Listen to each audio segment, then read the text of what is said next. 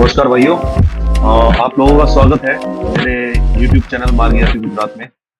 जैसा कि आप जानते हैं, लास्ट वीडियो में हमने डिस्कस किया था कि मार्ग के अंदर किस तरीके से HSN और GST को हम अपडेट कर सकते हैं बहुत ही कम टाइम में।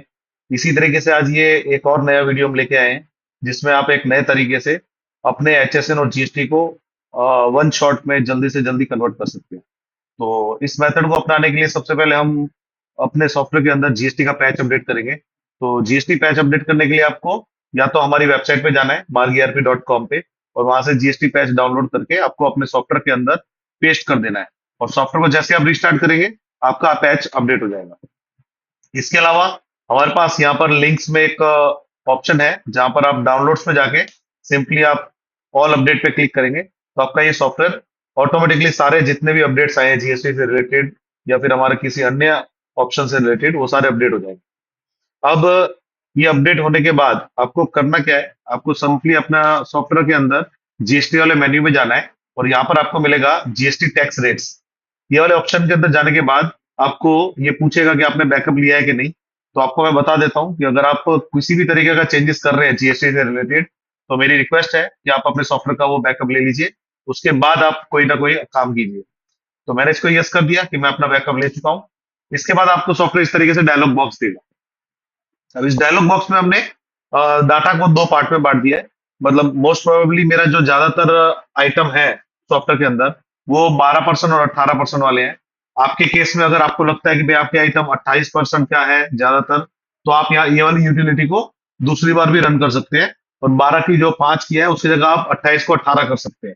ठीक है, तो मैं आपको एग्जांपल दे देता हूँ। यहाँ पर मैंने 12 से 5 किया है, और सेकंड वो मेरे से पूछ रहा है कि आपको MRP चेंज करना है कि नहीं करना। सिंपली मैं यहाँ पर सिलेक्ट करूंगा करंट टैक्स बेस। वो जो करंट टैक्स जो मैं कर रहा हूँ उसके हिसाब से मेरे को MRP अपडेट कर दे। उसके बाद नेक्स्ट क्वेश्चन पूछ रहा है कि MRP का मल्टीप्लीकेशन मतलब फॉर्मूला क्या लगना चाहिए। तो जिस तरीके से हमें जो इन्फॉर्मेशन मिली है मार्केट से, उसके हिसाब से हमने यहाँ पर अभी परसेंटेज डाल दी है।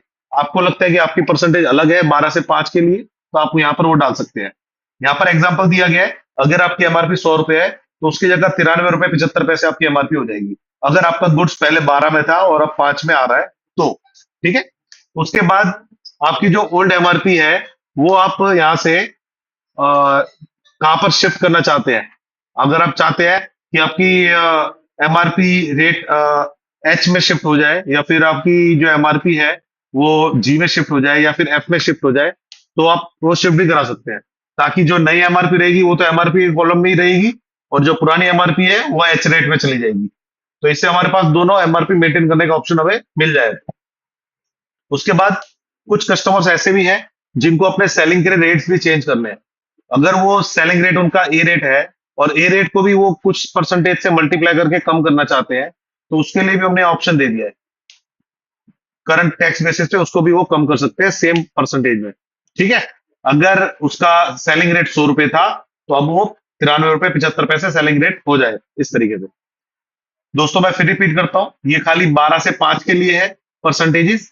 आप सबको परसेंटेज मिल गया होगा। अगर नहीं है तो आप अपने एसोसिएशन से भी पूछ सकते हैं, या फिर आप GST की वेबसाइट पे भी देख सकते हैं। अब उसके बाद नेक्स्ट नीचे 18 से 5 के लिए दिया हुआ है, तो उसके लिए भी हमने यहाँ पर मेथड डाला हुआ है। सेम चीज है, आप यहाँ से फॉलो करेंगे। और ओल्ड MRP आपको कहाँ लेके जानी है वो डाल दिया आपने, और want to change rate, a rate आपको चेंज करना है कि नहीं करना वो मैंने ले लिया। और यहाँ पर मैं सिंपल लिखूंगा, प्लीज चेंज माय GST।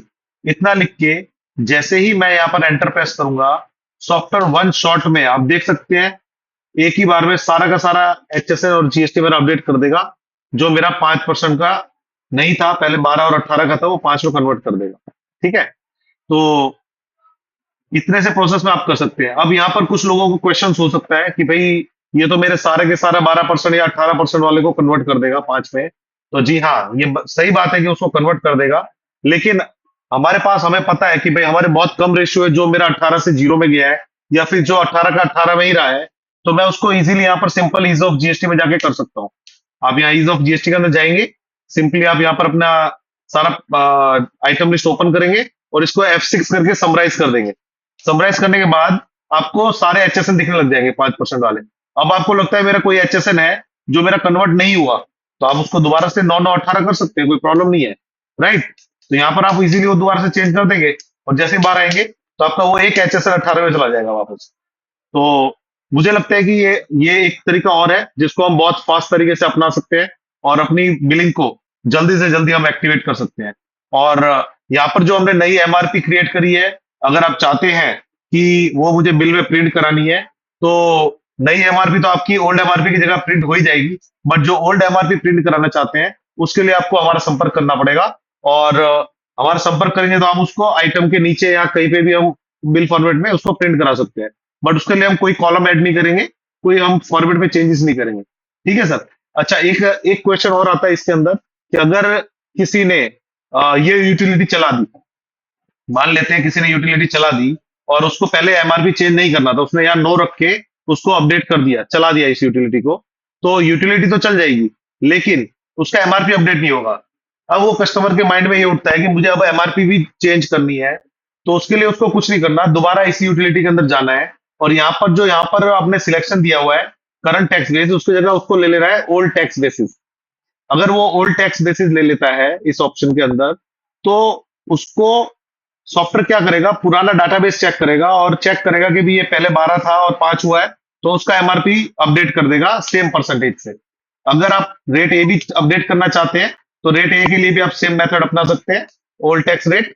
और ओल्ड वाली MRP आपको कहाँ ले जानी है, अगेन मैं रिपीट करूंगा, आपको जहां लेके जानी है आप वो रेट सिलेक्ट कर लेंगे, और सिंपली आप नीचे आके प्लीज चेंज माय GST करेंगे, तो आपका सारा का सारा डाटा अपडेट हो जाएगा। और ये फास्ट तरीका है। आपको लगता है कुछ मेरे एचएस है जिसको मुझे मैनुअली चेंज करने पड़ेंगे, तो आप वो इजीली मेंटेन कर सकते हैं और अपनी बिलिंग फास्ट से फास्ट जल्दी से जल्दी स्टार्ट कर सकते हैं। Thank you. उम्मीद करता हूं कि आपको ये वीडियो बहुत पसंद आया होगा, और इसी तरीके से आप और भी लेटेस्ट अपडेट पाने के लिए मेरे चैनल को सब्सक्राइब करें और लाइक करें। Thank you so much.